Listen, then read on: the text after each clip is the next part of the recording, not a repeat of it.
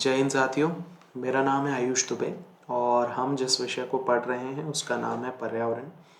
पर्यावरण में आज हम जिस टॉपिक्स को पढ़ने वाले हैं, 3-4 टॉपिक को एक साथ पढ़ेंगे और जो महत्वपूर्ण चीज़ें हैं उनको निकालने की कोशिश करेंगे। और बहुत छोटे छोटे से फैक्ट्स हैं, उन्हें हम लिखते हुए चलेंगे और उन्हें हम समझते हुए चलेंगे, है ना। सबसे पहला जो टॉपिक मैंने लिया है वो है पर्यावरण से संबंधित कानून। देखिए, हमारे देश में पर्यावरण से संबंधित बहुत सारे कानून हैं और यहाँ से जो प्रश्न आता है वो सीधा सीधा फैक्ट के रूप में पूछ लिया जाता है कि ये वाला कानून कब आया था, वो वाला कानून कब आया था। सीधा सीधा एग्ज़ाम में कई बार ये पूछे जा चुके हैं, इसीलिए ये बहुत ज़्यादा महत्वपूर्ण हो जाते हैं। सबसे पहले अगर मैं बात करूँ तो एक कानून आया था 1980 में। 1980 का कानून महत्वपूर्ण है, इसे कहते हैं भारत का वन संरक्षण अधिनियम।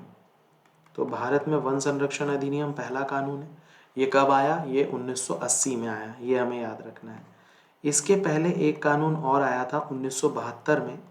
यह है राष्ट्रीय वन्य जीव संरक्षण अधिनियम। राष्ट्रीय वन्य जीव संरक्षण अधिनियम। तो वन्य जीव संरक्षण अधिनियम कब आया? वन्य जीव संरक्षण अधिनियम 1972 में आया है। वन संरक्षण अधिनियम कब आया है? वन संरक्षण अधिनियम 1980 में आया है। अब थोड़ा सा मैं आपको वन संरक्षण अधिनियम के बारे में बताता हूँ। जैसे कि आप कभी फॉरेस्ट तरफ गए होंगे या आप कभी रोड के किनारे जब भी आप गए होंगे, कभी आपने ट्रैवल किया होगा, तो आपने एक चीज़ नोटिस की होगी कि जो वन है ना उसको कुछ भागों में बांटा जाता है। कुछ भागों में बांटा जाता है, कहने का क्या मतलब है कि जो वन है उसके एरिया को डिसाइड कर लिया गया है सरकार द्वारा। जो घने वन है और गहरे वन है उन एरियाज़ को डिसाइड कर दिया गया है। जैसे कि जो मेन वन है जहाँ पे जंगली जीव ज़्यादा होते हैं, उन वनों को आरक्षित वन का नाम दे दिया गया है, रिजर्व फॉरेस्ट कहा जाता है। ठीक है, आरक्षित वन में ही आपके जो राष्ट्रीय उद्यान है या फिर आपका जो टाइगर अभयारण्य है, तो वो यहीं पर खोले जाते हैं। बेसिकली राष्ट्रीय उद्यान जो होते हैं वो कहाँ पे होते हैं? वो आरक्षित वन में होते हैं। ठीक है, और कभी कभी अभयारण्य जो होते हैं वो भी जो हैं आरक्षित वन में ही होते हैं। ठीक है, फिर जो इससे थोड़ा सा बाहर का एरिया होता है, जो उतना ज़्यादा डेंस फॉरेस्ट नहीं होता, इसको संरक्षित वन में घोषित कर दिया जाता है। क्या बोल दिया जाता है? संरक्षित वन। और जो सबसे बाहर का एरिया है, सबसे बाहर, इसको अनारक्षित वन कह दिया जाता है। क्या कह दिया जाता है? अनारक्षित वन, जो आरक्षित नहीं है। यानी कि जो सबसे डेंस फॉरेस्ट है, जहाँ पे बहुत ज़्यादा घना है, वो कौन सा वन होगा? वो आरक्षित वन हो जाएगा। जो थोड़ा बीच का है, संक्रमण क्षेत्र है जो बीच का है, वो क्या हो जाएगा? वो आपका संरक्षित वन हो जाएगा। और जो सबसे बाहर का है वो अनारक्षित वन हो जाएगा। 3 तरह से इस वन का जो वन क्षेत्र जो होता है उसका वर्गीकरण किया जाता है। ठीक है, ये जो बीच का वन है ना, ये एक्चुअली बफर जोन होता है। ठीक है, इसी तरीके से राष्ट्रीय अभयारण्य में भी जोन डिसाइड किए जाते हैं, कोर जोन, बफर जोन और उसके बाहर का जोन। ठीक उसी प्रकार यहाँ पर वनों का भी वर्गीकरण किया जाता है। ये जो वर्गीकरण है, ये सब कुछ जो है वन संरक्षण का जो अधिनियम आया है 1980, उसके तहत किया जाता है। तो ये हमें याद रखना है कि वनों का वर्गीकरण जो है वो किस अधिनियम के अंतर्गत किया जाता है? वो वन संरक्षण अधिनियम के अंतर्गत किया जाता है। और जो वन्यजीव संरक्षण अधिनियम है, ये वाला वन्यजीव संरक्षण अधिनियम 1972, इसके अंतर्गत क्या किया जाता है? वन्यजीव संरक्षण अधिनियम 1972 के अंतर्गत ये डिसाइड किया जाता है कि कौन से एरिया में राष्ट्रीय उद्यान बनाया जाएगा, कौन से एरिया में नेशनल पार्क बनाया जाएगा। ये सारी चीज़ें जो हैं, यानी कि अगर मैं बात करूं कि राष्ट्रीय उद्यान हो गया या नेशनल पार्क हो गया, तो इनका निर्माण जो है वो कौन से अधिनियम के अंतर्गत किया जाता है? वो वन्यजीव संरक्षण अधिनियम के अंतर्गत किया जाता है, जो 1972 में आया था। राष्ट्रीय उद्यान और राष्ट्रीय अभयारण्य, इनको जो बनाया जाता है, इनको बनाया जाता है किस अधिनियम के तहत? तो वन्य जीव संरक्षण अधिनियम। वन्य जीव संरक्षण अधिनियम कब आया था? ये अधिनियम आया था 1972 में। इसी अधिनियम के अंतर्गत वन्य जीव जो है उनका शिकार नहीं किया जा सकता, है ना, क्योंकि उनका संरक्षण करना है और उनके शिकार को प्रतिबंधित करता है ये अधिनियम। और साथ में ना तो उनका शिकार किया जा सकता है, ना ही उनका अवैध व्यापार किया जा सकता है इस अधिनियम के अंतर्गत। ठीक है,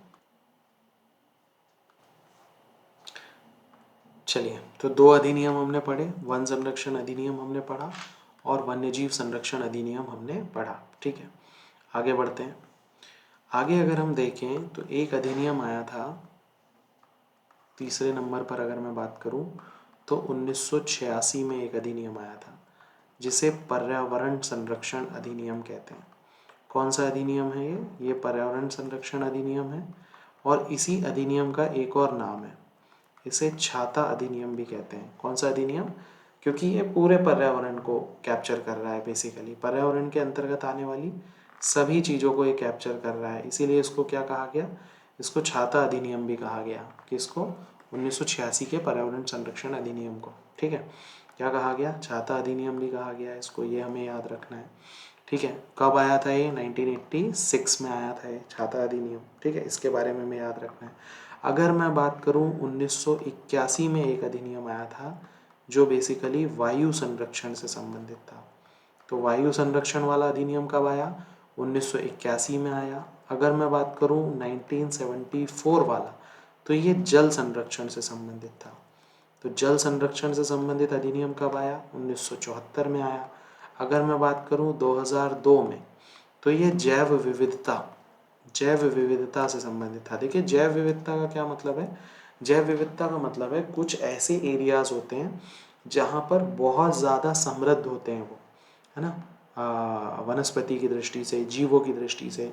तो उस समृद्ध एरिया को बचाना वो क्या कहलाता है, वो जैव विविधता कहलाता है। और जैव विविधता संरक्षण अधिनियम उससे संबंधित है ना। कब आया था ये वर्ष 2002 में आया था, ये हमें याद रखना है। ठीक है, तो बेसिकली पर्यावरण संरक्षण से संबंधित अधिनियम जो है वो हमारे यही हैं, यही सारे महत्वपूर्ण हैं। ठीक है, यदि मैं कहूँ कि वन संरक्षण अधिनियम कब आया, तो ये 1980 में आया। वन्य जीव संरक्षण अधिनियम कब आया, ये 1972 में आया। किस अधिनियम के अंतर्गत राष्ट्रीय उद्यान और अभ्यारण्य की स्थापना की जाती है, तो वन्य जीव संरक्षण अधिनियम 1972 के। किस अधिनियम के अंतर्गत वनों को संरक्षित, आरक्षित और अनारक्षित वनों में डिफाइन किया गया, तो वन्यजीव संरक्षण अधिनियम 1980 के द्वारा किया गया। ठीक है, ये देखिए, राष्ट्रीय उद्यान और राष्ट्रीय अभ्यारण्य 1972 के अधिनियम के अंतर्गत किया गया। कौन सा अधिनियम है जो छाता अधिनियम कहलाता है, तो 1986 का जो वन संरक्षण अधिनियम है उसी को हम क्या कहते हैं, छाता अधिनियम कहते हैं। वायु संरक्षण से संबंधित अधिनियम कब आया, ये 1981 में आया। जल संरक्षण से संबंधित अधिनियम कब आया, ये 1974 में आया। और जैव विविधता से संबंधित अधिनियम कब आया, तो ये वर्ष 2002 में आया। तो ये सारे अधिनियम जो हैं ये पर्यावरण से संबंधित महत्वपूर्ण अधिनियम हैं और इनको हमें याद रखना है। ठीक है, पर्यावरण से संबंधित महत्वपूर्ण अधिनियम ये हैं, इन सबको हमको याद रखना है। ठीक है, अब हम बात करते हैं पर्यावरण के एक और अन्य महत्वपूर्ण टॉपिक के बारे में जिससे प्रश्न आने की संभावना होती है और जिससे बहुत सारे प्रश्न आते हैं।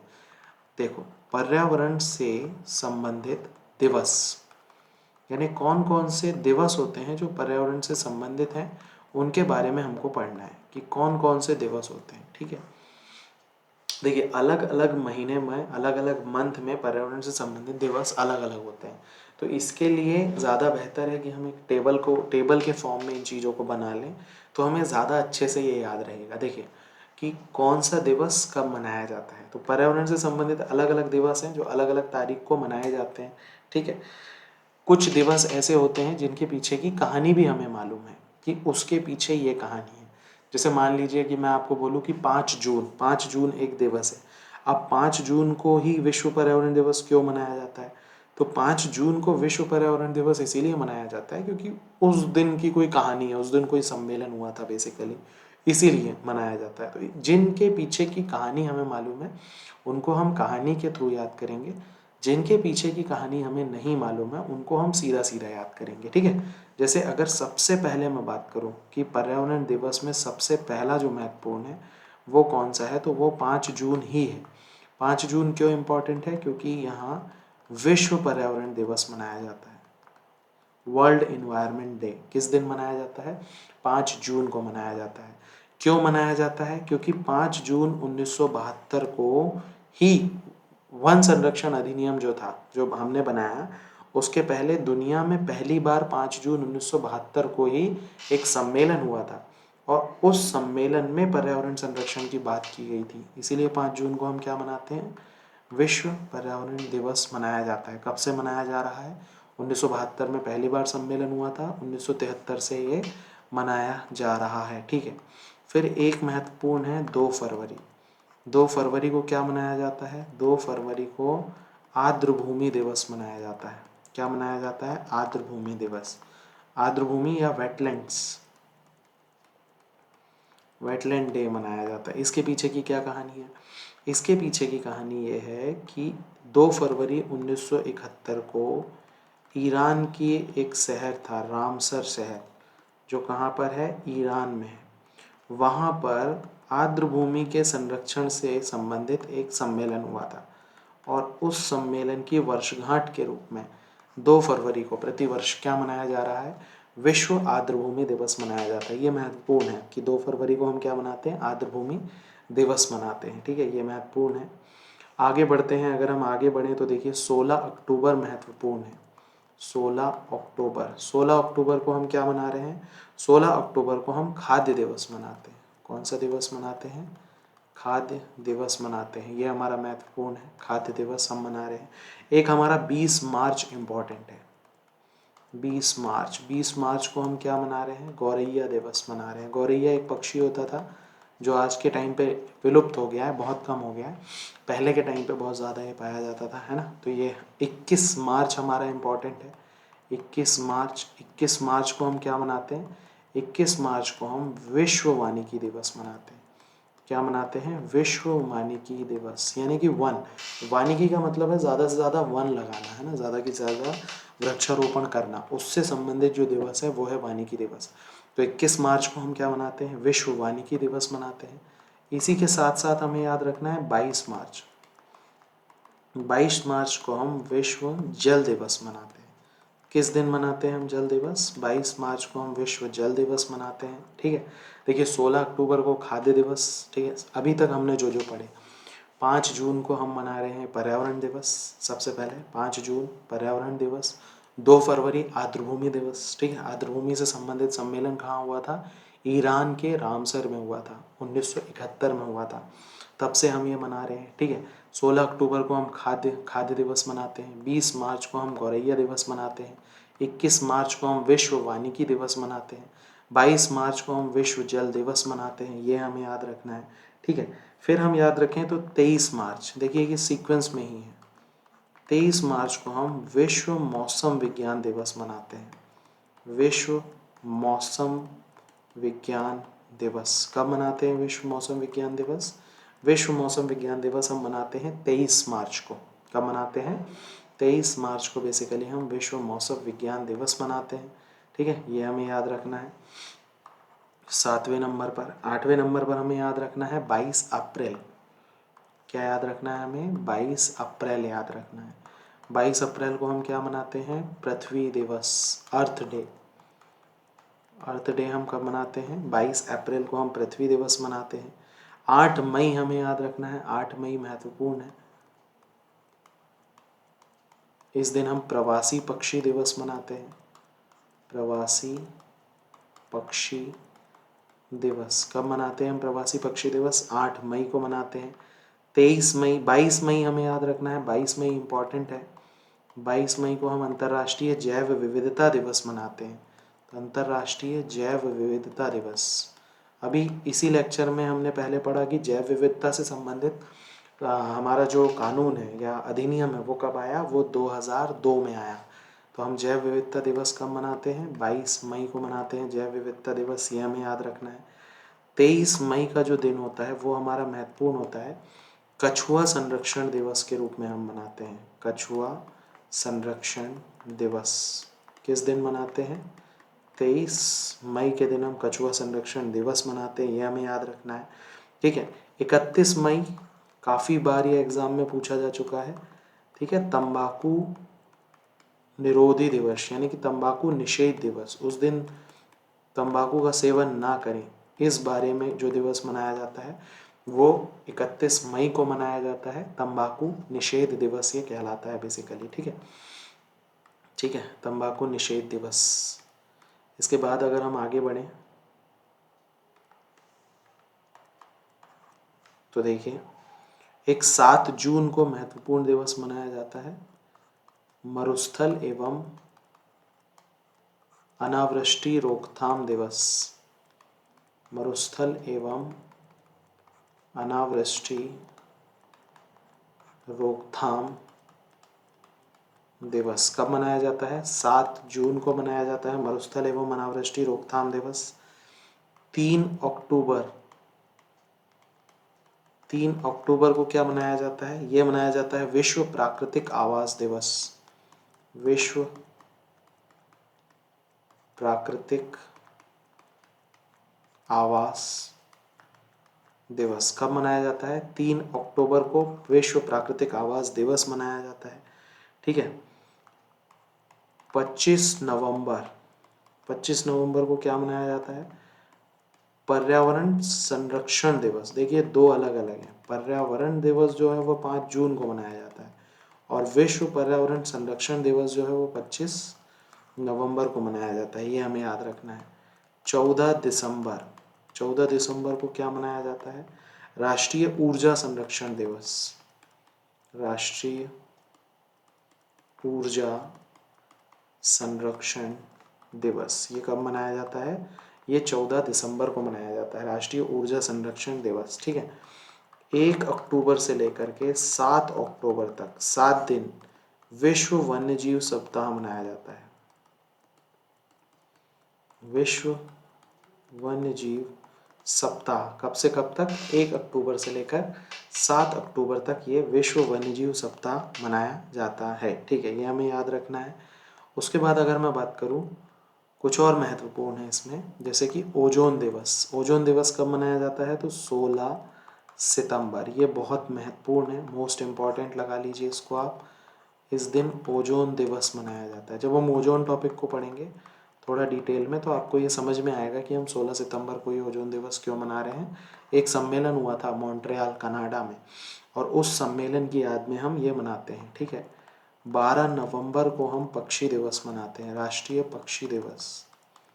राष्ट्रीय पक्षी दिवस कब मनाया जाता है? 12 नवंबर को ये मनाया जाता है। ठीक है, और विश्व वन्यजीव दिवस कब मनाया जाता है? तो 1 अक्टूबर को विश्व वन्यजीव दिवस मनाया जाता है। विश्व वन्यजीव दिवस। तो ये महत्वपूर्ण दिवस हैं जिनके बारे में हमें पता होना चाहिए, जो कि बेसिकली हमारे एग्ज़ाम से संबंधित हैं और जिनके बारे में हमें पता होना चाहिए। ठीक है, कुछ इसमें छूट रहे हैं क्या? मैं एक बार वो चेक कर लेता हूँ।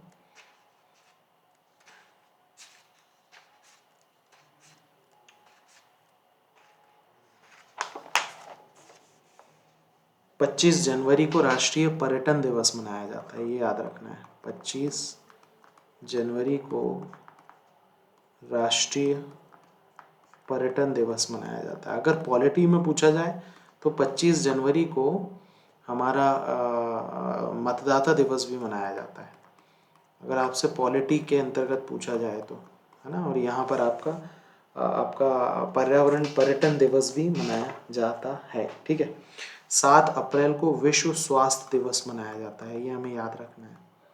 7 अप्रैल विश्व स्वास्थ्य दिवस किस दिन मनाया जाता है? 7 अप्रैल को। ठीक है, एक संस्था थी WHO, वर्ल्ड हेल्थ ऑर्गेनाइजेशन, ये बनी थी 7 अप्रैल को, इसीलिए 7 अप्रैल को हम क्या मनाते हैं? विश्व स्वास्थ्य दिवस मनाया जाता है, ये हमें याद रखना है बेसिकली। ठीक है, इसके अलावा अगर मैं बात करूं तो 29 जुलाई को क्या मनाया जाता है? ये महत्वपूर्ण है। ये 29 जुलाई को राष्ट्रीय बाघ दिवस मनाया जाता है। ठीक है, नेशनल टाइगर डे कब मनाया जाता है? 29 जुलाई के दिन मनाया जाता है। ठीक है, 10 अगस्त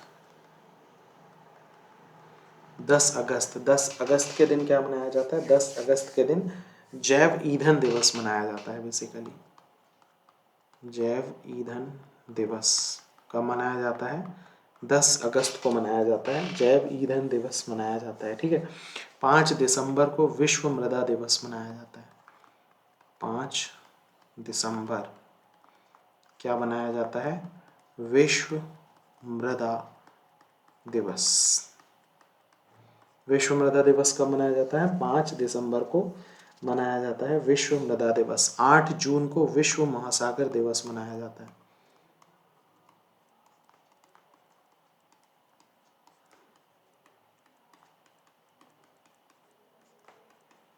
कब मनाया जाता है महासागर दिवस? विश्व महासागर दिवस 8 जून को मनाया जाता है। ठीक है।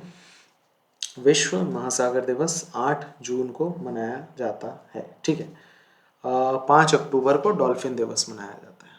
5 अक्टूबर को डॉल्फिन दिवस मनाया जाता है। ये सारे पर्यावरण से संबंधित महत्वपूर्ण दिवस हैं जो हमें याद रखने हैं, जिनके बारे में हमें याद रखना है। ठीक है। हमने शुरू कहाँ से किया था? हमने शुरू किया था काफ़ी पहले से 5 जून, जहाँ पे हम पर्यावरण दिवस की बात कर रहे हैं। 2 फरवरी को हम मातृभूमि दिवस की बात कर रहे हैं। 16 अक्टूबर को विश्व खाद्य दिवस, 20 मार्च को गौरैया दिवस, 21 मार्च को वानिकी दिवस, 22 मार्च को जल दिवस, 23 मार्च को विश्व मौसम विज्ञान दिवस की हम बात कर रहे हैं। ठीक है। और देखिए 22 अप्रैल में पृथ्वी दिवस, 8 मई प्रवासी पक्षी दिवस, 22 मई जैव विविधता दिवस, 23 मई को कछुआ संरक्षण, 31 मई को तंबाकू निषेध दिवस, 7 जून को मरुस्थल की रोकथाम करने वाला दिवस है ना, अनावृष्टि रोकथाम दिवस की बात करूँ मैं। 3 अक्टूबर विश्व प्राकृतिक आवास दिवस, 25 नवंबर पर्यावरण संरक्षण दिवस, 14 दिसंबर ऊर्जा संरक्षण दिवस, 1 से 7 अक्टूबर विश्व वन्यजीव सप्ताह, 16 सितंबर को ओजोन दिवस, 12 नवंबर पक्षी दिवस, 1 अक्टूबर विश्व वन्यजीव दिवस, 25 जनवरी पर्यटन दिवस। पॉलिटी के हिसाब से देखेंगे तो मतदाता दिवस मनाया जाता है इस दिन। 7 अप्रैल को विश्व स्वास्थ्य दिवस मनाया जाता है। ठीक है। 29 जुलाई को बाघ दिवस, 10 अगस्त को जैव ईंधन दिवस, 5 सितंबर को विश्व मृदा दिवस, 8 जून को विश्व महासागर दिवस और 5 अक्टूबर को डॉल्फिन दिवस मनाया जाता है। ठीक है।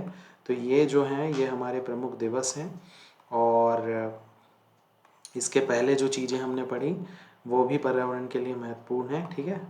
तो हमारा ये लेक्चर, इस लेक्चर को हम यहीं पर समाप्त करते हैं। मुझे उम्मीद है कि आपको ये लेक्चर समझ में आया होगा। आगे वाले टॉपिक के साथ नए लेक्चर में हम मिलेंगे। जय हिंद, जय भारत। बहुत बहुत धन्यवाद।